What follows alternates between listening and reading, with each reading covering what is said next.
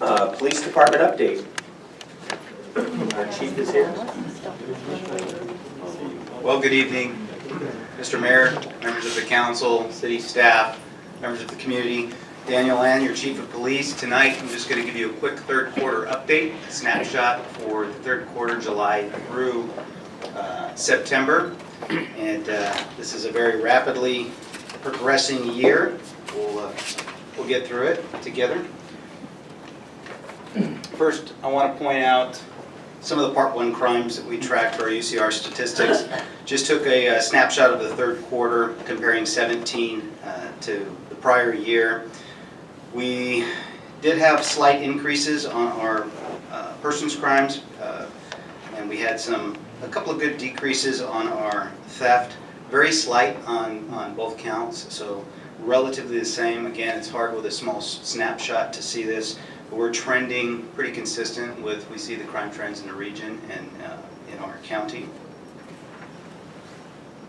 Our calls for service have increased. We continually get more calls for service. As you see there, we're roughly 340 calls for service higher than we were at the same time frame last year. So we all know that. We have a lot of issues going on in the city. We are responding to those calls. Response times have stayed relatively consistent, a little higher, just depending on the resources available. But we have a slight increase there. As we look at the arrests, our misdemeanor arrests have went slightly down. Our felony arrests have went up.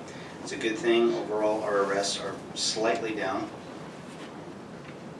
When we look at our DUI arrests, we're up at 11 for the third quarter compared to 9 for the prior year. When we look at our overall traffic citations, we had 60 for the third quarter. Throughout the quarter, it slightly increased. Traffic collisions, you'll see a spike in August with the non-injury TCs.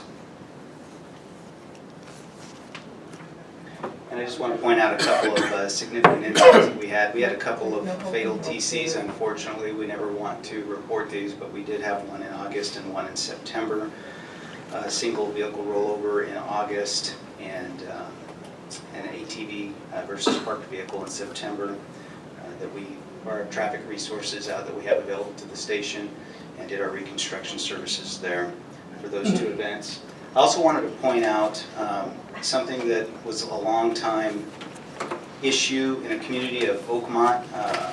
There was a house that had some squatters and related drug issues and the quality of life issues that kind of plagued the community there. I received a anonymous letter, as some members of the council may have as well, just pleading for help.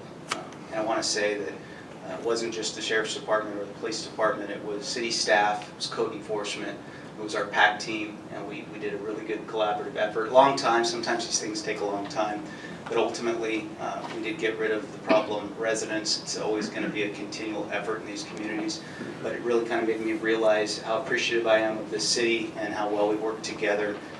We all are struggling with resources from time to time at the city level, as you've seen, also at the Sheriff's Department level and at the police services level, but when we work together, we get stuff done. And I look forward to continuing to hopefully get our resources increased. But I just wanted to say thanks to your city, we're able to get things like this done. And with that, I will conclude my report. If there's any questions, I'd be happy to answer for you at this point. Any questions? Thank you. Thank you for the good job.